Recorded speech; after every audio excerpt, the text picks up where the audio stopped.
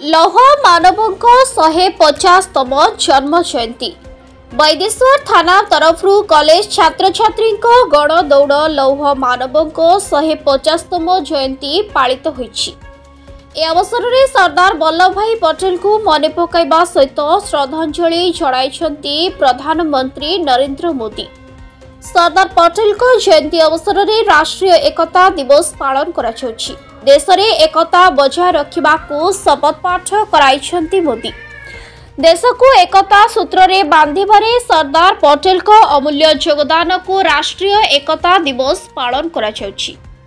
बैदेश्वर थाना आईआईसी संजय कुमार जेना आवाहकत्व महाविद्यालय अध्यक्ष कृपा सिंधु पलाई समेत 100 ऊर्ध छात्र छात्री युवक युवती समाजसेवी रवि नारायण मंगराज जयदेव साहू सांबादिकों समेत थानार कर्मचारी विद्यारत्न बजार पदचला करी स्लोगान दे परिभ्रमण करथिले।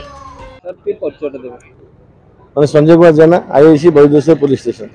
कौन प्रोग्राम होता महाविद्यालय बैदेश्वर महाविद्यालय आज 150तम जन्म जयंती सरदार वल्लभ भाई पटेल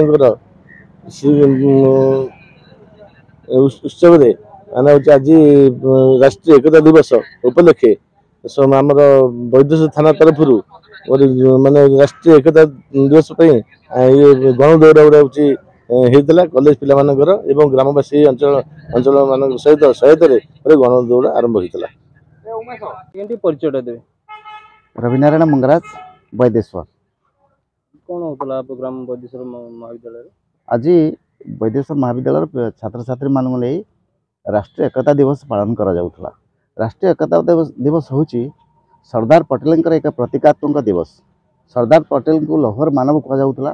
देशर अखंडता एवं एकता पई तांकर जो संग्राम थिला स्वाधीनता समय रे सेही प्रतीक स्वरूप राष्ट्रीय एकता दिवस सेबेठारु पालन करा जाउची एवं जेहेतु तांकर स्वर लौह ठारु आहुरी शक्त थिला एवं सेही कथा को देशवासी एवं छात्र छात्री मानक मध्यरे उज्जीवित करिया पई आजिर एही दिवसर मुख्य उद्देश्य। तेणु आज राष्ट्रीय एकता दिवस सारा देश में पालन करा जाउछि। Baideshwar higher secondary school principal Shri Kripa Singh Pallav कौन कहिबे आज प्रोग्राम आज सरदार वल्लभ भाई पटेल जन्म दिवस रे एक गण दौड़ आयोजित करा पुलिस डिपार्टमेंट माध्यम रे एवं ताहा आम कॉलेज छात्र छात्री एवं अन्य युव शक्ति माने एकत्रित सांबादिक माने एकत्रित होई आमर गण दौड़ सक्सेस करूँ जहाँकि आम बैदेश्वर हायर सेकेंडरी स्कूल ठारू नीलमणि विद्यारत्न छक पर्यंत ठीक रे समापन होता।